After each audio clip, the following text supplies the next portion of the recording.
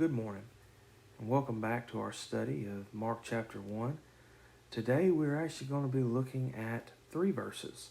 It's going to be 16, 17, and 18. They say, "Passing along the Sea of Galilee, he saw Simon and Andrew, the brother of Simon, casting a net into the sea, for they were fishermen. And Jesus said to them, 'Follow me, and I will make you become fishers of men.'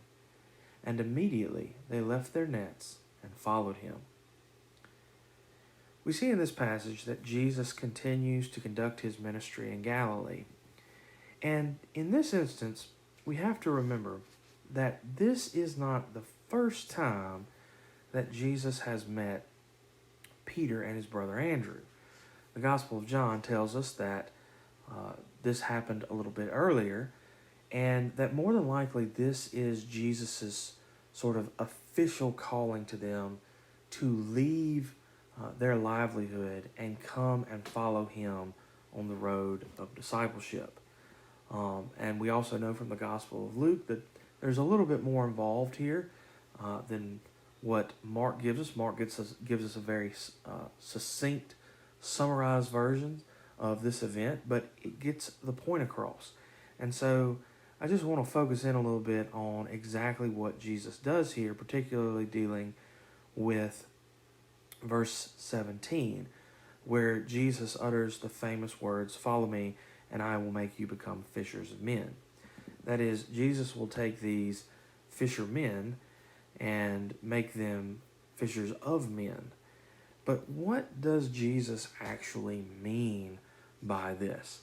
It's one of those things that we often say all the time, especially when we're talking about discipleship and going out and spreading the gospel, but I don't know that we actually kind of think about the metaphor that is being used here. And so what I would suggest is that if we consider the way that first century fishermen on the Sea of Galilee worked at their trade, typically what they would do is they would go out into their boats and they would throw out a wide circular net with weights around the edges.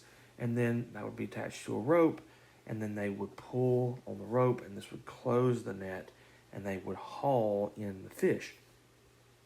And so that's how they did their work, and Jesus seems to be playing off the way that they did that. And so if we take that and apply it to the idea of being a fisher of men, what I would suggest here is that Jesus is calling Peter and Andrew here to become disciples who will then, instead of a net, be casting the gospel out into the world.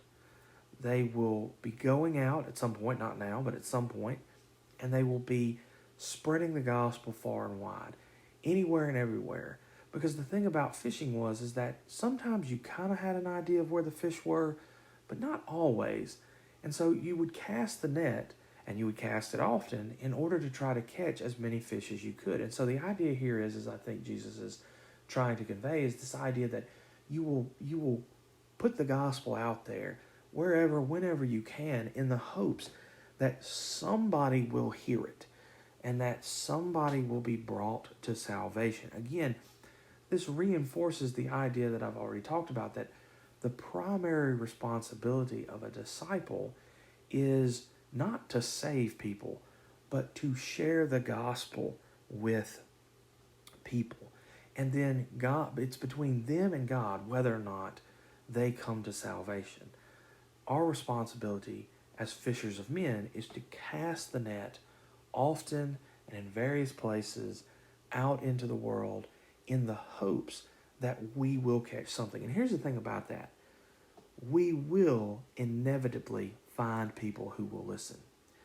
It may take a long time, but if we make a habit of sharing the gospel, we will eventually find someone who would listen. Now, the other thing I want to note about this is that this call to discipleship is rooted in this idea of sharing the gospel, being a fisher of men. This is not just something for preachers and teachers and apostles and prophets. It's something for everyone. It's the basic idea of discipleship is you become a disciple, you learn about the faith, and then you go and you teach others about the faith. We don't need to miss that at all.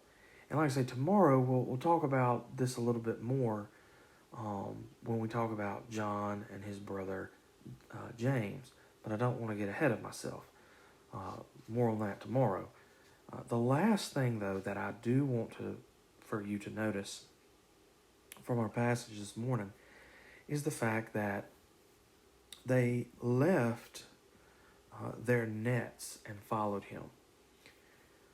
A fisherman's nets are obviously important to his livelihood, and the implication of this is that Peter and Andrew are willing to give up their livelihood to follow Jesus. Now, does that mean that everyone is called to leave the job that they have in order to go and follow Jesus? Well, no. However, there may be times where the Lord does call people to set aside the thing that they are doing that seems so very important to them to walk and follow Jesus.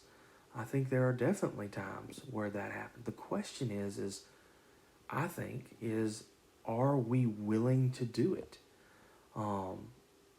If the Lord called us to leave our job, to leave our careers, the thing that has supported us, if he called us to do that, would we be willing to follow him in that calling? Peter and Andrew were, and I don't think they ever regretted it. But I think it's worth pondering that, yes, God doesn't always call people to leave their careers and their livelihoods behind, but sometimes he does. And would we be willing to follow him in that path? Ultimately, brothers and sisters, that's a question that you must ask yourself if you are dedicated to being a disciple of Christ. And so I have to leave you with that for you to work out between you and the Lord. But I would say that if the Lord is calling you to leave behind a career or a dream job, then I can guarantee you he has something better in mind for you. Maybe not more money, maybe not an easier job, but from a spiritual perspective, something that is truly a blessing. Just something to think about.